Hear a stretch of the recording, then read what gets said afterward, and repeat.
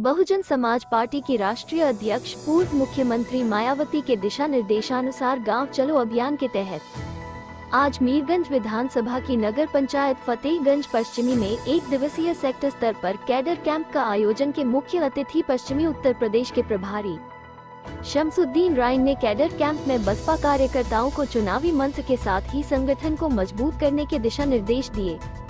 Cadre camp में 2 सेक्टरों की कमेटी की उपस्थिति बरेली मंडल के मुख्य जॉन इंचार्ज यशपाल सिंह ने बरेली मंडल के बरेली मंडल प्रभारी जगदीश प्रसाद बाबूजी, बरेली जिला अध्यक्ष डॉक्टर जयपाल सिंह के द्वारा संगठन की उपस्थिति दर्ज करवाई। कार्यक्रम के आरंभ में पूर्व चेयरमैन शकील अहमद अंसारी ने मुख्य अतिथि का बड़ी माला पहनाकर स्वागत किया। वहीं दूसरे संभावित प्रत्याशी मोहम्मद इशरार अंसारी ने शकील अहमद अंसारी के साथ बड़ी माला पहनाकर स्वागत किया। मीरगंज विधानसभा के कमेटी के लोगों ने माला पहनाकर स्वागत किया, जिसमें जिला कार्यकारिणी सदस्य हरनाम सिंह प्रधान, जिला सचिव ओंकार काते, बनार सिंह सागर, जितेंद्र पाल सोनकर, ओम पाल सिंह पाल, कैलाश चंद शर्मा, ओंकार सभासद और बरेली से चलकर आए जिला उपाध्यक्ष तौफिक प्रधान ने भी मुख्य अतिथि का माला पहनाकर स्वागत किया। कार्यक्रम में बोलते हुए मुख्य अतिथि पश्चिमी उत्तर प्रदेश प्रभारी शमसुद्दीन राइन ने सपा और भाजपा पर निशाना साधा। उन्होंने कहा कि भारतीय जनता पार्टी और समाजवादी पार्टी दोनों एक ही सिक्के के 2 पहलू हैं।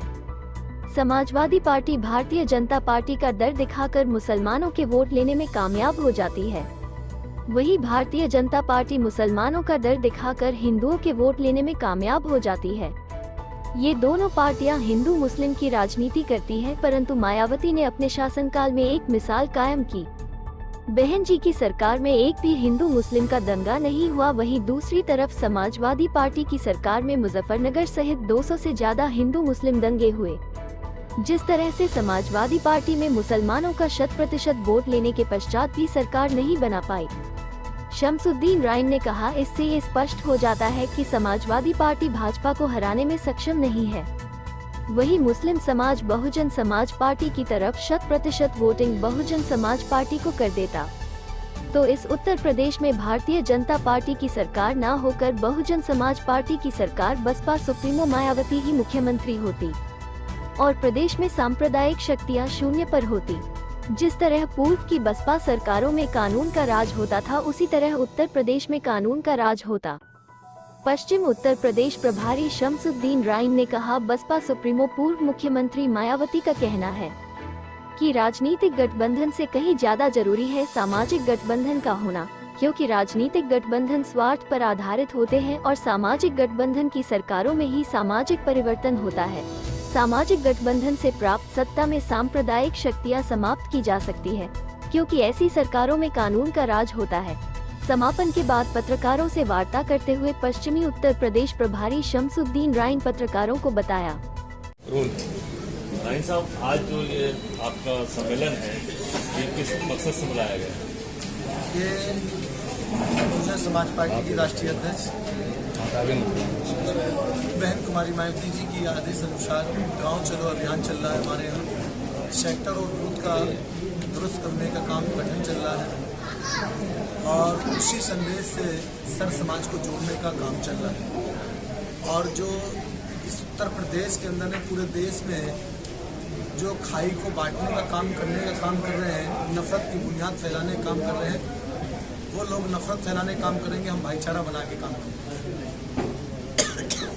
राइन साहब, एक खास सवाल ये है कि जैसे कि प्रधानमंत्री नरेंद्र मोदी ने तेलंगाना में पसमंदा की बात करी थी, तो मुसलमानों में पसमंदा की बाढ़ आ गई थी और कल कर्नाटका की सरकार में 4% जो मुसलमानों का रिजर्वेशन था वो समाप्त कर दिया गया। इस पर क्या कहना चाहेंगे? पहले मोदी जी ने जो पसमानदा की बात करी, मुसलमान पहले मुसलमान है, बाद में पसमानदा है। इसलिए एक तरफ पसमानदा की बात करें, दूसरी तरफ मुसलमान के खिलाफ माहौल बनाते हैं, तो ये कहाँ का न्याय हो सकता है? ये आप मानसिकता समझ सकते हैं।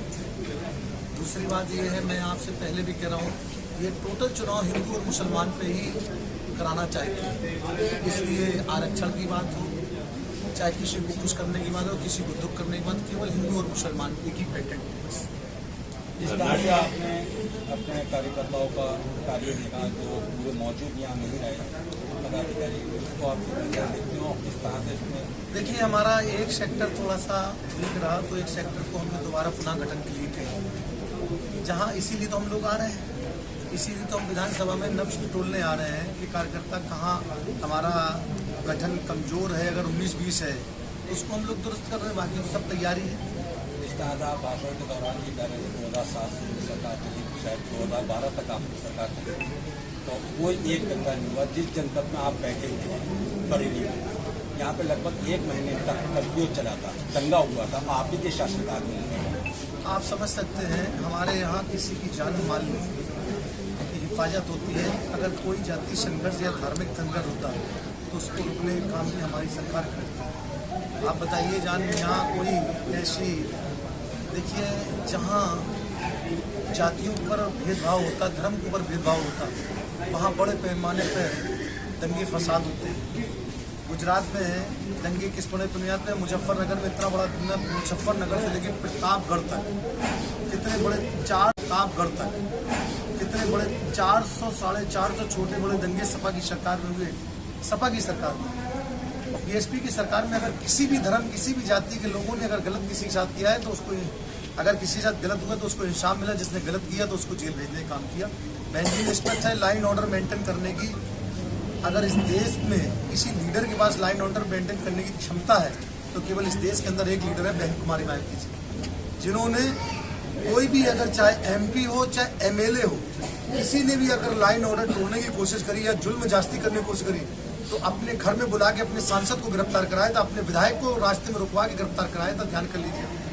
और रैया की घटना याद कर लीजिए, मछली शहर रमाकांत यादव की घटना याद कर लीजिए, अगर गुड्डू पंडित, मतलब ऐसे अनेक उदाहरण रहेंगे कि अपने एमएलए को बहन जी शरण कभी नहीं दिया, संरक्षण कभी नहीं दिया, जिसने गलत किया उसको जेल भेजने का काम किया।